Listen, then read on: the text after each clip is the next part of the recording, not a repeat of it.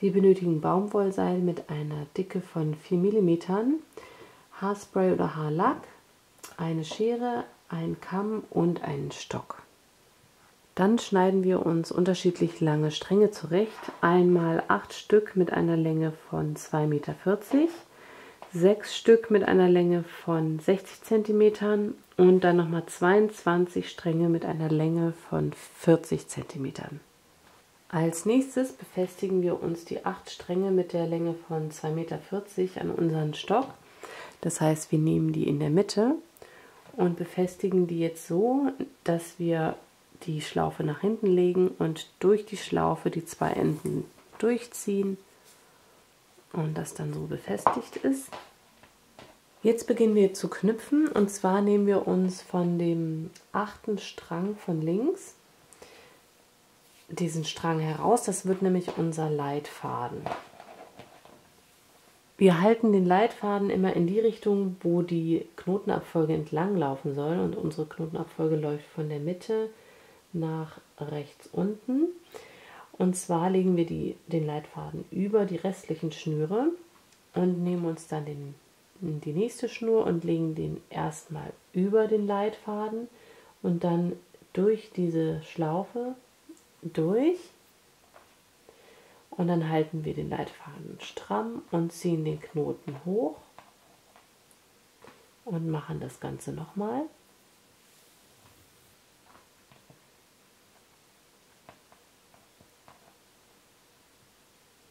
So, und wir machen mit jedem Faden 2 dieser Knoten.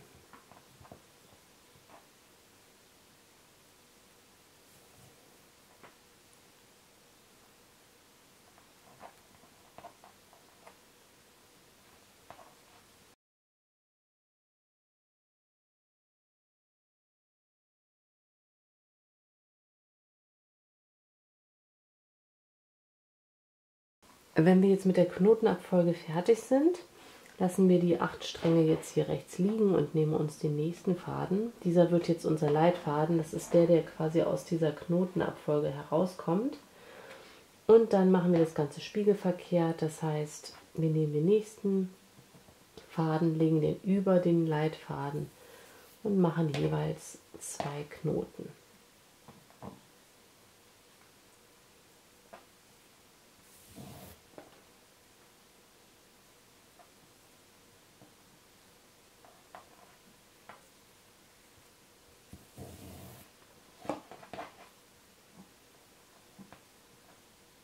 Wenn das gemacht ist, nehmen wir uns wieder den 8. Faden von links.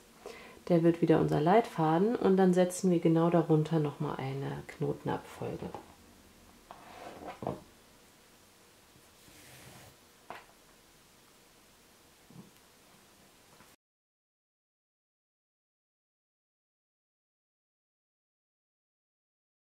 Wichtig ist, dass wir hier die letzten 2 Knoten nicht machen. Das heißt also, dass der Leitfaden von der vorigen Knotenabfolge quasi frei bleibt und wir jetzt mit dem aktuellen Leitfaden einfach weiter knüpfen. Und zwar machen wir eine Knotenabfolge, die von rechts außen nach links in die Mitte nach unten geht. Und zwar geht es dann so, dass wir den Leitfaden wieder in die Richtung halten, wo die Knotenabfolge entlang läuft. Und jetzt machen wir nicht einfach mit dem nächsten Faden weiter, sondern nehmen uns den linken vom rechten Teil und machen da dann immer 2 Knoten.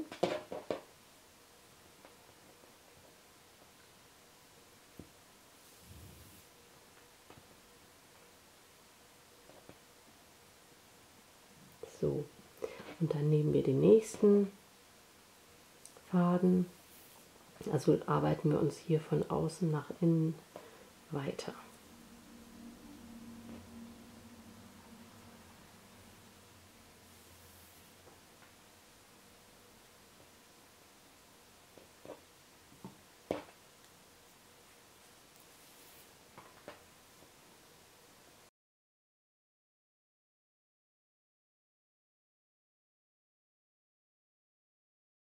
So, und das gleiche machen wir mit der anderen Seite auch.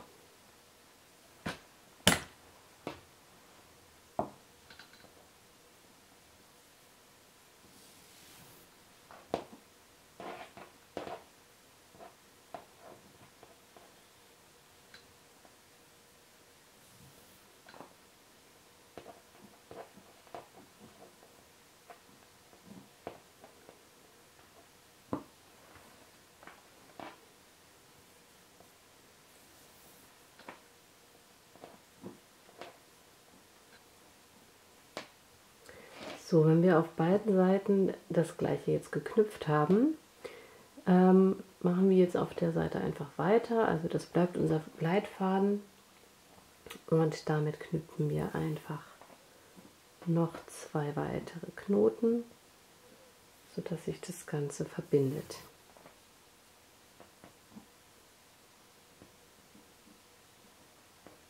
So, wenn das jetzt gemacht ist, nehmen wir uns wieder den Leitfaden der oberen Reihe und machen genau darunter nochmal eine Knotenabfolge.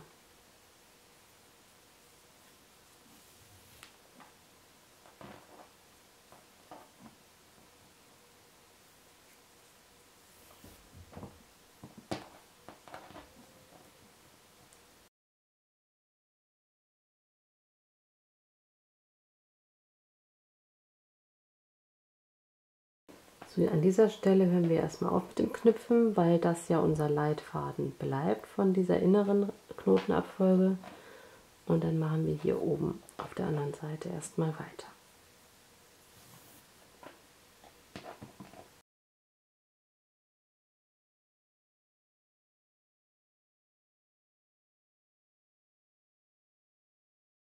So, an dieser Stelle haben wir jetzt 7 Stränge rechts und 9 Stränge links. Das heißt, die beiden Leitfäden sieht man hier und der rechte Leitfaden ist hier. Und wir machen jetzt mit in diesem Leitfaden weiter. Das heißt, wir machen im Grunde nochmal das gleiche Muster. Das heißt, wir führen jetzt die Knotenabfolge hier weiter.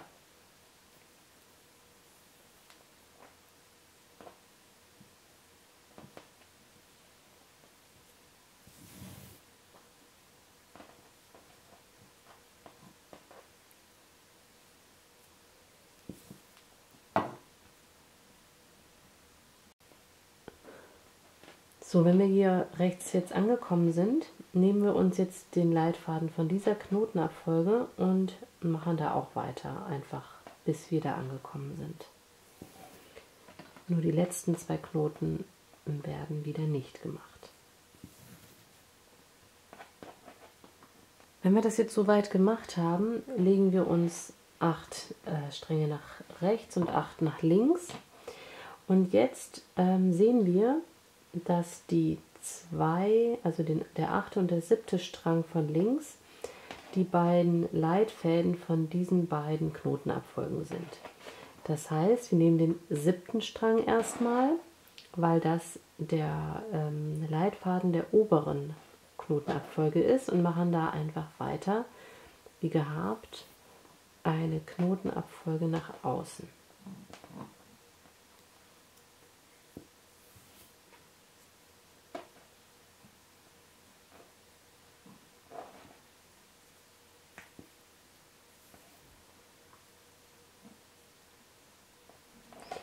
So, wenn wir das jetzt gemacht haben, nehmen wir uns den 8. Faden von links, das ist dann der nächste Leitfaden, und setzen darunter nochmal eine Knotenabfolge.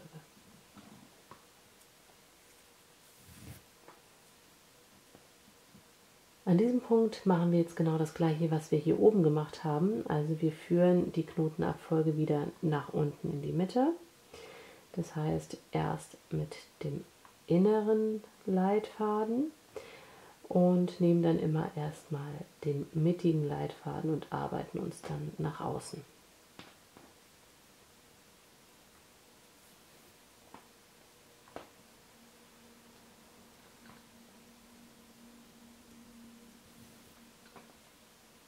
Wenn wir jetzt an dieser Stelle angekommen sind, machen wir jetzt nicht wie oben weiter mit 2 Knotenabfolgen, sondern nur mit einer, und zwar mit der äußeren.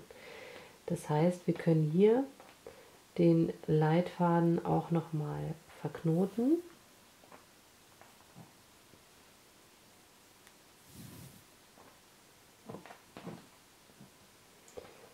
So, und dann gehen wir einfach weiter mit der Knotenabfolge wieder nach links außen.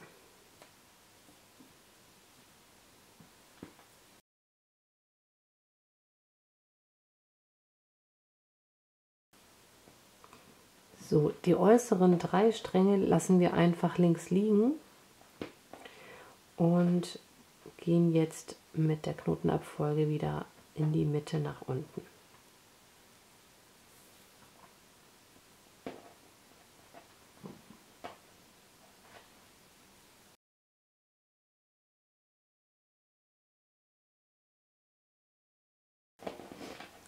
So, und dann nehmen wir den Faden, der hier rechts daneben liegt. Das wird dann auch unser Leitfaden und machen das gleiche spiegelverkehrt.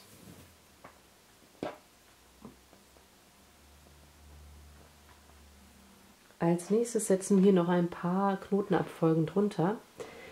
Und zwar nehmen wir uns hier den äußeren als Leitfaden und machen wieder 2 Knoten pro Faden.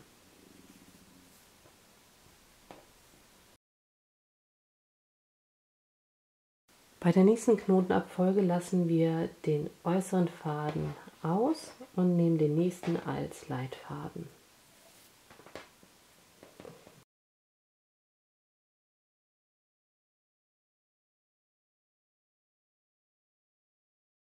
So, und bei der nächsten Reihe lassen wir die 2 Fäden liegen.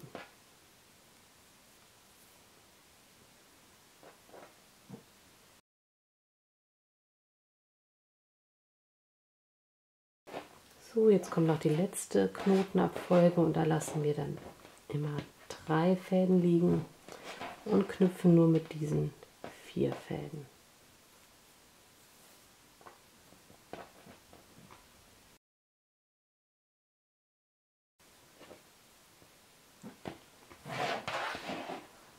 Als nächstes nehmen wir unsere 40 cm und 60 cm Schnüre und befestigen die jetzt hier am äußeren Faden.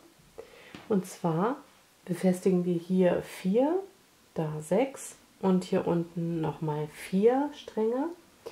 Und zwar nehmen wir uns für den oberen Strang immer den Faden mit 60 cm Länge und befestigen ihn jetzt so, dass der obere Faden länger ist als der untere.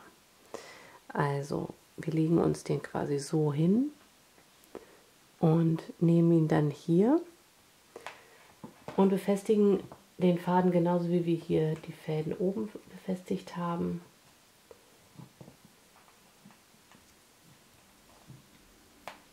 So. Hier kann man das nochmal sehen. Also der obere Faden ist länger als der untere, weil den brauchen wir noch, weil wir noch eine Knotenabfolge knüpfen. So, wir ziehen ihn also zu, schieben den nach oben. So.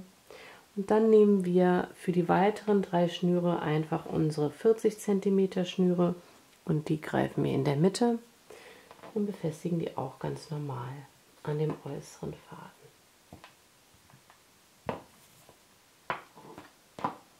Wenn das jetzt befestigt ist, nehmen wir uns den oberen Faden, der ja wie gesagt der längste ist, und legen den in die Richtung, wo wir jetzt die Knotenabfolge machen, also direkt unter den Knoten. Und zwar nehmen wir uns einfach wieder den nächsten Faden und machen 2 Knoten, so wie wir es bisher auch gemacht haben.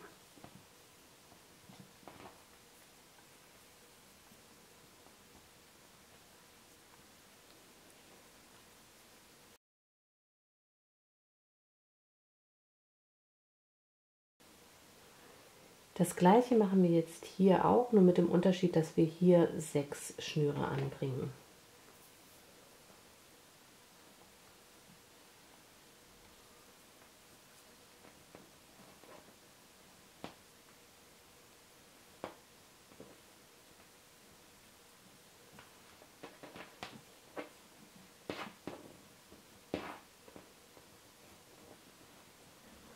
So, ich habe jetzt die Schnüre befestigt und jetzt mache ich das gleiche wie hier oben auch. Und wenn wir dann mit der Seite fertig sind, machen wir das auf der anderen Seite ganz genauso.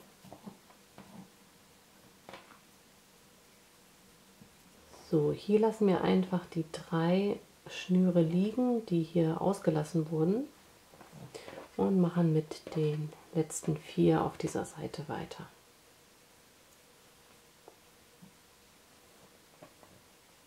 Als nächstes kürzen wir die Fäden ein bisschen und dann nehmen wir uns den Kamm und trennen die einzelnen Fadenstränge auf.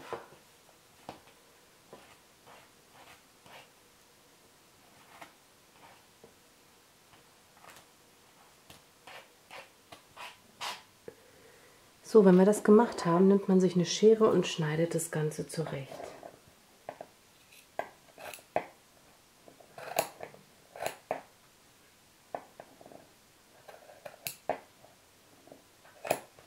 So, und wenn wir das jetzt gemacht haben, können wir das noch einmal mit Haarspray einsprühen, damit es ein bisschen fixiert ist, und dann sind wir auch schon fertig.